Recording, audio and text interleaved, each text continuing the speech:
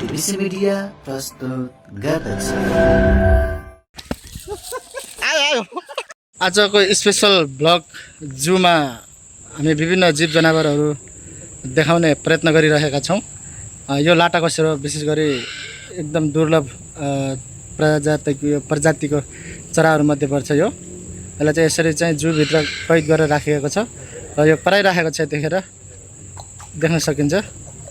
Specially यी चराहरूले चाहिँ विशेष गरी रातिको समयमा एकदम देख्ने र दिनमा नदेख्ने भन्ने एउटा विश्वास पनि छ। हामीले चाहिँ गाउँघरमा हामीले देखिरहेको हाँस चाहिँ एकदम ठुलो खालको हाँस हुन्छ, सेतो र कालो कलरमा भएको हाँसहरू देख्न पाइन्थ्यो भने यो चाहिँ एकदम विभिन्न कलरहरूले चाहिँ एकदम सुन्दरता भरिएको हाँस प्रजातिमा पाइने यो हाँस यहाँनिर चाहिँ मैले कैद गरेको छु। पहिलोपटक मैले यति नजिकबाट चाहिँ बाँदरलाई कैद गरेको छु आफ्नो मोबाइलको भिडियोमा। चिम्पाङ्जी यस्तो मजाले सुतिराख्नु भएको छ कि पुरै छोडिदेऊ। एउटा चिम्पाङ्जी पारी झुन्डिराख्नु भएको छ, एकजना यता मजाले मस्त सुतिराख्नु भएको छ। यसले चिम्पाङ्जी यता फर्केर हेरिदिइराख्नुहुन्छ। हेलो पुर्खज, यता हेर्नुहोस् त, हामी चाहिँ तपाईँका नाति पनाति खनाति के भित्र पर्छ त थाहा छैन, तर हाम्रो पुर्खज हो रे, बाँदरबाट उत्पत्ति भएको अहिलेका मनुष्यहरू भन्ने चाहिँ एउटा भनाइ छ। हो कि होइन? हो भन्नु पऱ्यो कि भएन र? यो चाहिँ अफ्रिकन कालो प्रजातिको चिम्पाङ्जी हो।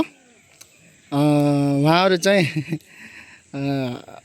कालो प्रजातिमा पर्ने चिम्पाङ्जी जस्तै अहिले पनि हाम्रो देख्न सकिन्छ।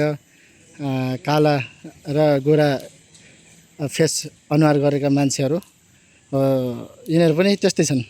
अघि मैले देखाएको भने तिनीहरू अलिक गोरा टाइपमा पर्छन् होइन, मध्यम।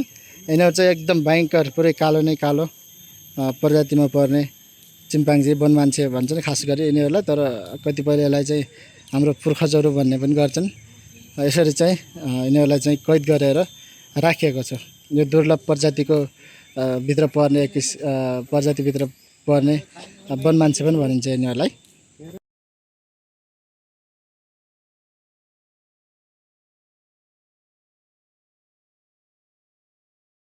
ठुलो प्रजातिको यो के भन्छ गोही, क्रोकोडाइल गोही हो। मैले यसलाई नजिकैबाट चाहिँ यसलाई मैले एकदम कैद गरेको छु भिडियोमा। यतिखेर यो मस्त निद्रामा सुतिरहेको अवस्था छ। यसको पुच्छर यस्तो डेन्जर छ पछाडितिर। यसरी चाहिँ ओइ आयो आयो यार, कसै आइदिएर आएको भनेको, त्यो मोबाइल टिपेर लैजाला यसले त यार, हरामी रहेछ यार। ल आयो आयो।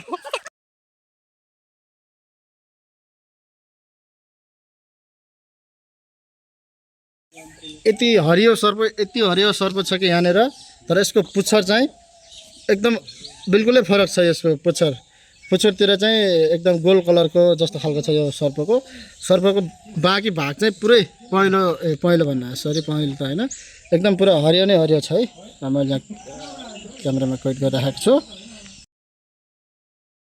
बिचरा कति छपटाइ बसिरहेको हुन्छ होला कसरी। यो चाहिँ एकदम राम्रो लाग्यो। यो सर्पहरू यिनीहरूको लागि आहारा, यो सर्पको लागि आहारा यसरी चाहिँ मुसाहरू चाहिँ राखेको रहेछ। नेपालमा विशेष गरी यो बर्खाको समयमा चाहिँ घाँस काट्ने क्रममा चाहिँ यो सर्पहरू देखा पर्छन् र यसले टोक्यो भने एकदम विष लाग्छ भन्ने पनि भनाइ छ यो सर्पको। यसरी चाहिँ सर्पहरू चाहिँ देख्दाखेरि सानो छ होइन, तर यसको विषहरू भने एकदम भयानक हुने गर्छन्। ल यसरी चाहिँ हेर, यति धेरै विषहरू निकालिराखेको छ यसले, टोकौला जस्तो गरिराखेको छ यहाँ।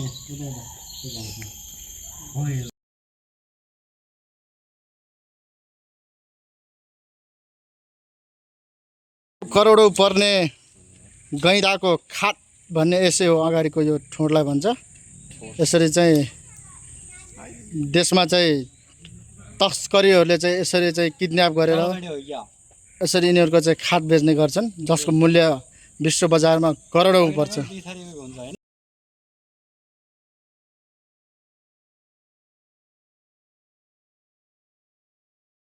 कति मजाले हात्तीहरूले घाँस खाइराखेको दृश्य चाहिँ देख्न पाइयो है। पहिलोपटक देख्न त देखिएको थियो अरू बेला पनि, तर बसिराखेको बेला हुन्थ्यो सधैँ चाहिँ यो जूमा। अहिले चाहिँ मजाले कस्तो घाँस खाइरहेको छ, हेर्दाखेरि पनि कस्तो क्युट लाग्ने है। त्यतिकै मिल्छ कि चपाउँछ यार। चपाउँछ नि, हात्तीको चपाउने देखाउने दाँत अर्को र चपाउने दाँत अर्को हुन्छ नि थाहा छैन तिमीलाई? सुना छैन डाइलग कतै?